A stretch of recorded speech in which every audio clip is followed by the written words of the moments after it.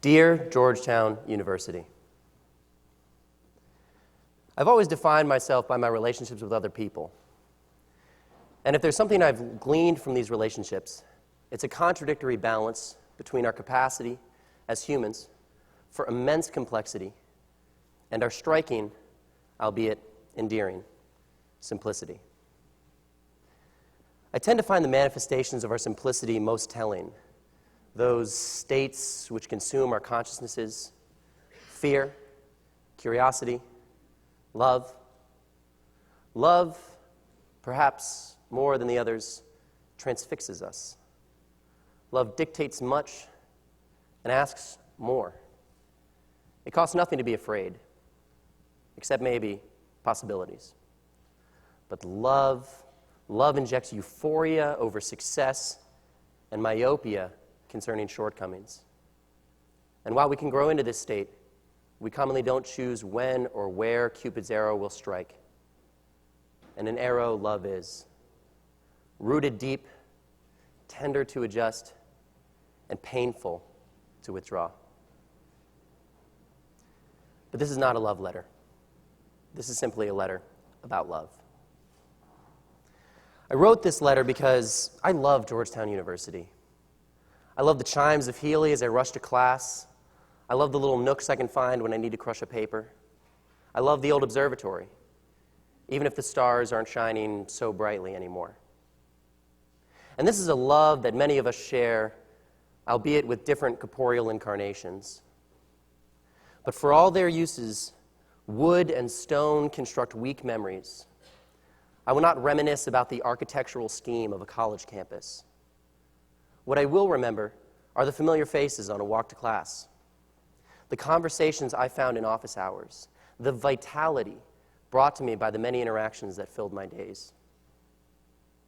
And I wrote this letter on behalf of those interactions. I wrote this letter on behalf of the many who feel voiceless and those whose voices have gone hoarse. I wrote this letter because I love Georgetown University, and I'm worried. I'm worried that our hubris has blinded us. I'm worried that in our desire to succeed, we've forgotten how to acknowledge failure. I'm worried that we've been consumed by trivialities and let slip important priorities. I'm worried that I lost the Georgetown that I fell in love with. Because the truth is, there is something terribly wrong at Georgetown University. I remember March 22nd, 2013 as being a particularly beautiful spring day. I can almost feel the warmth of the sun on my skin. It's one of those days when a breeze rolls in off the Potomac and it's actively difficult to not smile. And those details, they itch with irony in retrospect. Because a 19-year-old version of me was watching Georgetown disappear over the horizon and wondering when or if I would ever be stepping back onto campus. I had been a sophomore, engaging with tons of student groups, always meeting and becoming friends with new and interesting people, taking more than a full course load, essentially doing everything that Georgetown and we ourselves expect us to do. And as honest and as amiable as I'd always presented myself to be, I was living in the depths of a colossal lie. Now, this was less of a lie, more like a lie of omission, or a lie due to a lack of insight. During therapy, I would continuously return to words such as absence, or apathy, void. I would try to describe what felt like emergency shutdowns, or mass exoduses of motivation. I would try to relate the tale of drowning in an existence defined by one lie. I'm fine. Now, this was never a lie I had to tell my friends. I made sure of that. As far as covert operations go, mine should go down in the history books. My routine was perfect. I'd wake up in the morning, I'd shower, I'd shave, I'd tame this beast I call my hair, and I would put on the mask. I knew what to do, what to say, how to fool everyone, and to some extent, myself, into thinking that nothing was out of place. I had packed up my emotions long ago and hid them away where they couldn't hurt anyone, my own Pandora's box. And it stayed that way until the perfect storm. The perfect storm is the best way I can think to describe it. It's the meeting of multiple stressors from different fronts, such that the point of intersection experiences such devastation as you've never seen. It's impending, it's incapable of seeing reason, and ultimately, it's inescapable. Or at least, it felt that way for me. On March 22nd, 2013, I chose to walk away from Georgetown, setting out on a path with a destination unforeseen. That story, the one of my perfect storm that overturned my boat, and the long swim back to shore, was my Hail Mary pass, my bet on the dark horse. A tale of doubt and struggle. It's the risk I took to gamble everything I had ever wanted for a grain of self-insight, and perhaps the ever-elusive contentness. But this letter isn't about my story. This letter is about Charlie's. Now, I should probably mention that my father's sitting in the audience, and he's probably really confused right now, because his name is also Charlie. Don't worry, Dad, this isn't about you. No, Charlie is a student whom I ran into upon my return to campus. As we walked, I learned that she was taking a medical leave of her own. In fact, she was en route to a meeting at that moment where she would address her leave for the first time with her peers. She would tell them that she was leaving, although she'd continue to be in the area, and that she deeply desired to stay involved during her absence. We talked for a bit about Georgetown's official stance on medical leaves, a stance which, we debated, might be more grounded in a removal of said students from the Georgetown community and less in a legitimate desire to aid in the recovery process. So here is this beautiful person, this self-contained universe so infinitely complicated that no one will ever truly understand them, and she must stand before her peers and beg to continue being a part of something that she loves simply because she's experiencing medical difficulties, which might disturb her academic progress. Of course, universities can't force you to stay off campus during a medical leave, but based on the timeliness with which they expect you to vacate campus housing, or the university's stance on tuition return, or the fact that counseling is somehow not included in the ridiculous tuition we already pay, one can assume certain motivations. And regardless of their accuracy or legitimacy, these assumptions are important. They are highlights of how the community of students on leave feel about their status on campus, how these students understand the social and administrative framework of Georgetown, a community that they chose and paid to join. How these students think that Georgetown, which promised a world of pluralism in action and openness to growth, will view them in the day-to-day.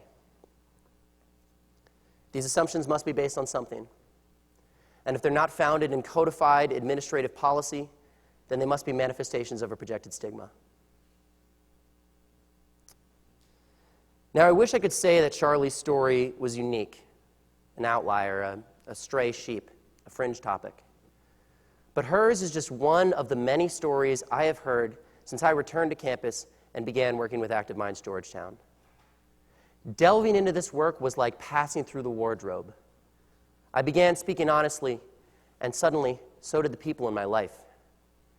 Answers to the banal, "How are you?" strayed from ubiquitous terms like "good" or "busy." Conversations evolved into more than masochistic games of who studied the least but did the best, or who's the most stressed person here. Humanity has always been defined by its ability to explore and grow, and in an era when our physical reality is becoming more codified or categorized, exploration is exactly what groups like Active Minds Georgetown are doing. Because engendering a new culture and changing the assumptions we accept about mental health is no trip to the corner store. This is a cartographic expedition. This is Lewis and Clark. This is Mars One. Because Charlie isn't just one student. And she's not just the familiar faces I see in our dinner discussions.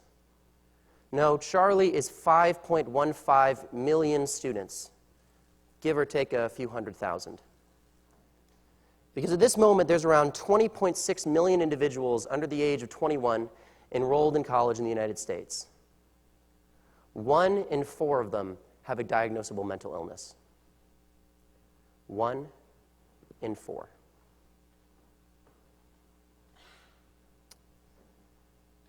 Now, when I found out I had this opportunity, I wanted to take the necessary time to explain mental health with all its idiosyncrasies. I wanted to regale you with the incredible tales I hear in our discussions. I wanted to recruit you, soldiers against stigma, filled with a devotion to discourse and an eagerness for empathy.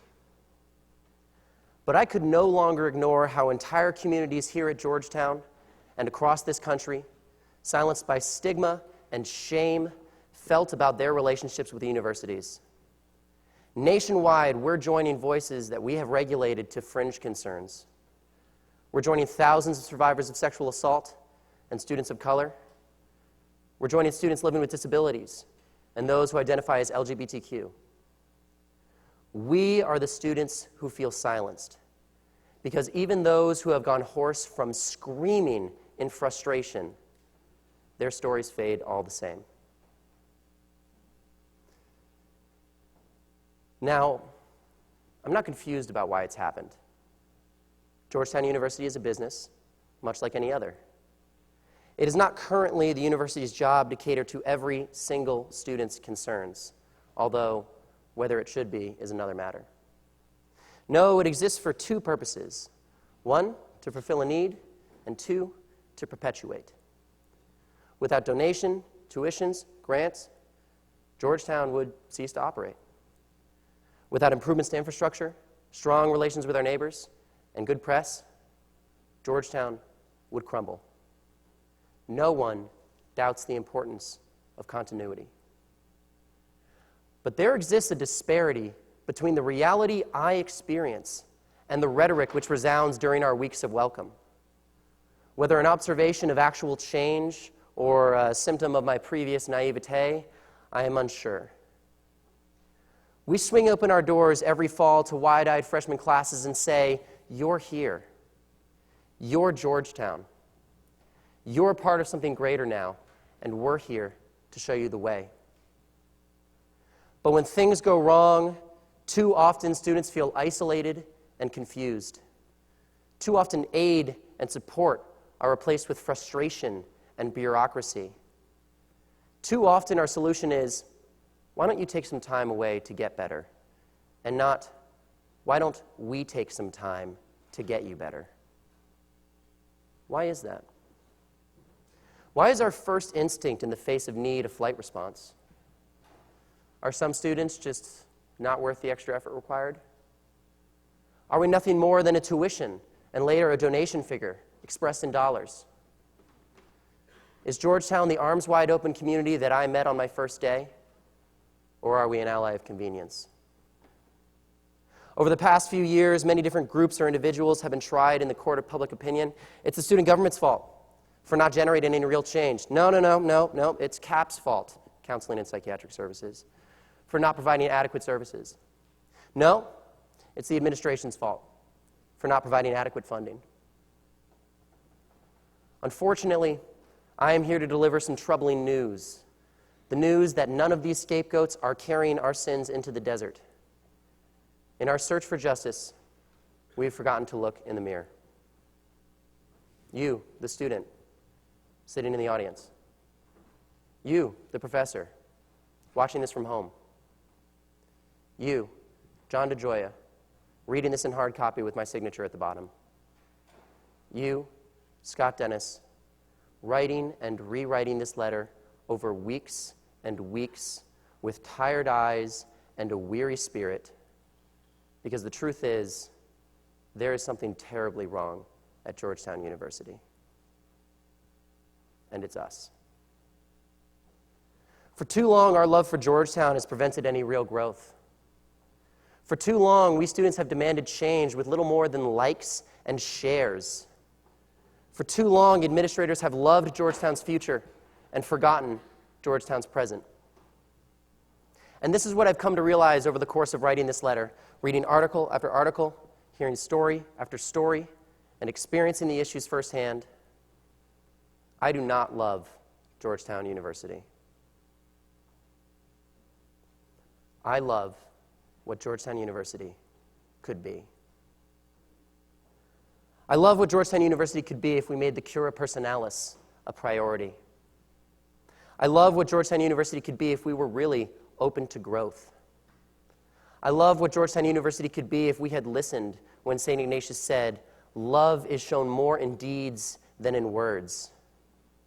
But based on the ways I hear students speak about their thoughts and feelings and experiences, these seem to be nothing more than catchphrases, rhetoric drained of all real meaning long ago. What Georgetown needs most is not an administrative review of our medical leave policy or for an overhaul of CAPS, although those are indeed worthy goals from a very, very long list. No, we need to go forth and set the world aflame, and we need to start right here. We need to be leaders, striving for the magis and not just national standards. We need to stand with the thousands of students across this country, or here, and the millions across this country who are crying out for help because they can't do it alone. And that's why we need you to join the conversation. We need you to be Neil Armstrongs, to be Jerry Mox. We need the Calvin in all of us to grab our sled and say, "Hobbs, old buddy, let's go exploring." Because admitting failure is a risk, and it's not a risk that universities will take themselves. So we must give them the push that they need. Thank you. And I'll warn you, this isn't going to be easy. It means risking your comfort, engaging with awkward conversations you'd normally avoid. It means risking vulnerability and trusting that others will be there to hold you up. It means risking your image by speaking up and your pride by listening. I'll warn you, this is not going to be easy. But anyone who has ever achieved anything has received the same warning. Antoine de Saint-Exupéry is credited as having said, "Love does not consist in gazing at each other, but in looking outward together." And that's what Georgetown University needs most, for us to look outward together. Won't you help us fall in love with Georgetown again? Sincerely yours, Scott Dennis.